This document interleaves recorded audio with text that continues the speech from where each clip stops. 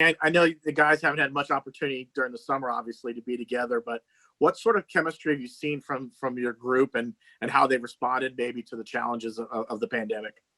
I think, I answer the first part, your last part first. I think that our guys, they've handled the challenge of the pandemic, well. I mean, this has been in a real uncertain time for everyone, but I think our players have been very mature about their approach to it. And I think it's one because they really enjoy playing with each other. I think, I see a lot of chemistry and continuity already. I know we still have a ways to go with a lot of new faces, but I do see it coming because our guys have really enjoyed sharing the basketball and playing with each other. So that's been positive for us over these last several weeks.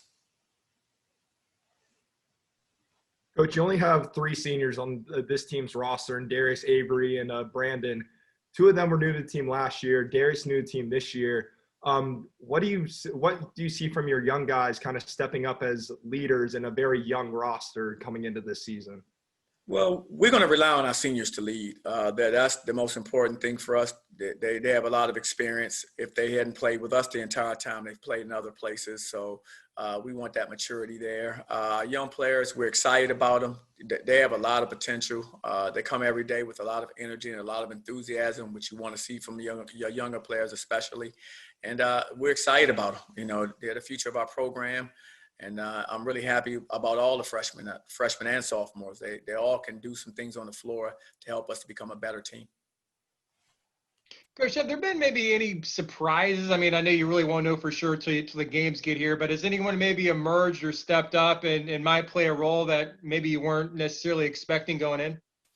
Well, everybody's kind of playing, according to the way we recruited them. I think the guys have really start to, grow their game some, watching, Andreas Fuller from last year when he was injured to now, seeing the improvement in him, seeing him come back healthy. And he was starting to play really well before he got hurt. So it was disappointing, but he picked up right where he left off. I think that's someone who, you don't hear his name as much, but he's making really good contributions for us every day in practice. Coach, last week the university announced that there will only be 25% capacity for games this season. For a team that's 25-8 at home the past 2 seasons, how do you think not having a full stadium is going to affect the team? That's tough. We love our fans here. I think we play some of our best basketball when we've had, the arena, full and a lot of people in attendance.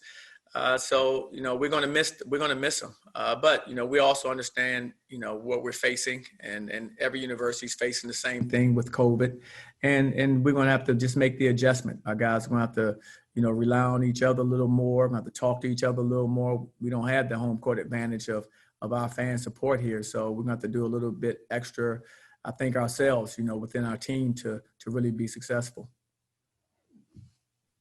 Coach, can you talk a little bit about your non-conference schedule? It's obviously loaded with 4 big, high-profile opponents. What went into scheduling that quartet of teams, and what do you think that says about your team that you're willing to schedule those kind of games?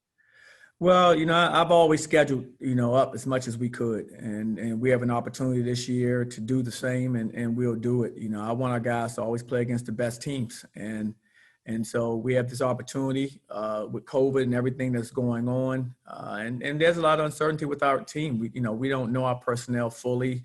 There are a lot of, guys who aren't proven as of yet. But I think the best way to prepare for our conference, which is a great conference, is to play this caliber team every night. And so playing the likes of Oklahoma, playing the likes of Auburn, Michigan, Florida State, I think really just helps us as we start to go into conference play, understand the type of competition we're going to face on a nightly basis. So we're looking forward to it. I know our players are excited about it. It's a great way to start the season, and I think it'll help us in the long run. Hey, Coach. Stetson had to shut down for 14 days this week because of one case. I'm wondering, does that weigh on your mind at all, the possibility that could happen? And I'm wondering, how often, are you delivering messages of staying safe and personal responsibility to your guys? Absolutely. I'm relaying that message to our players daily. Wash your hands, social distance, and wear your mask. I got it down. And we're saying it all the time to our guys because, it's easy to slip your mind. I mean, you get moving in life and you get away from us and you kind of forget. And so I'm always trying to just reinforce that when I can.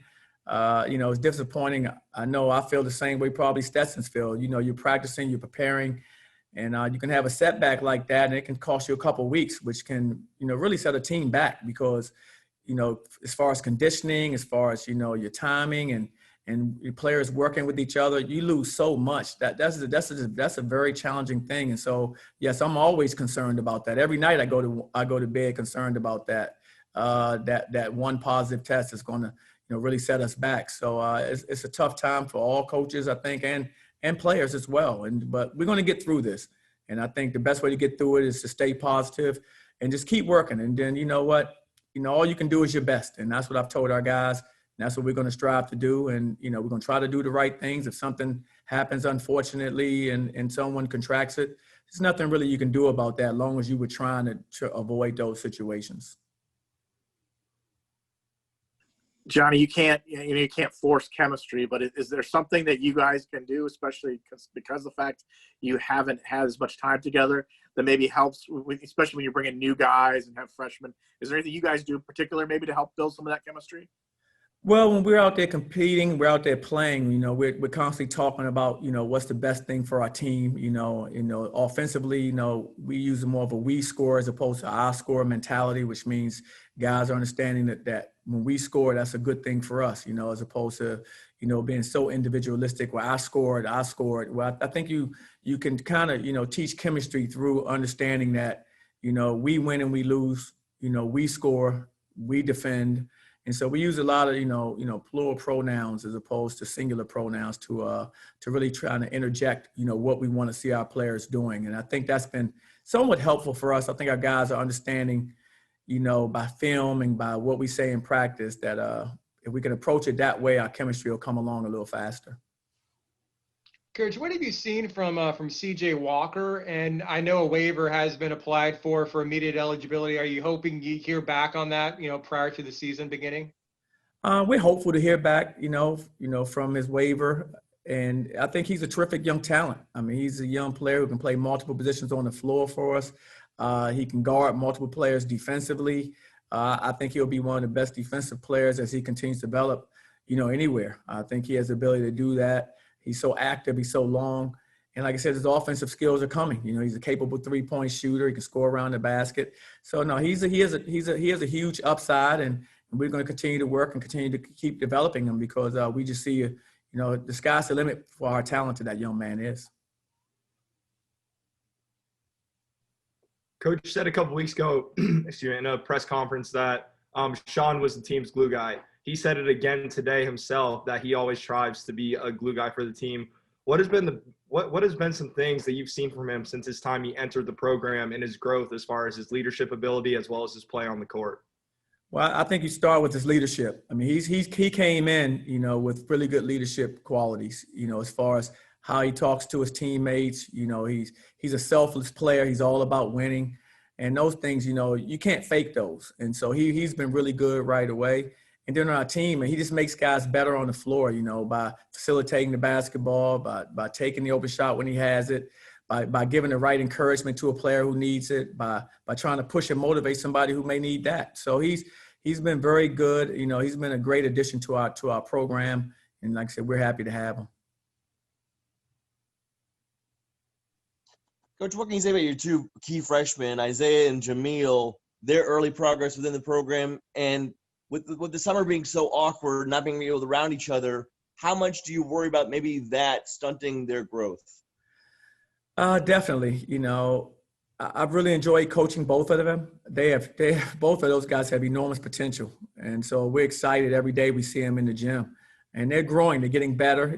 Things are moving fast for them now because they're freshmen. And there's a lot to learn, especially without having, as you mentioned, the spring and the summer.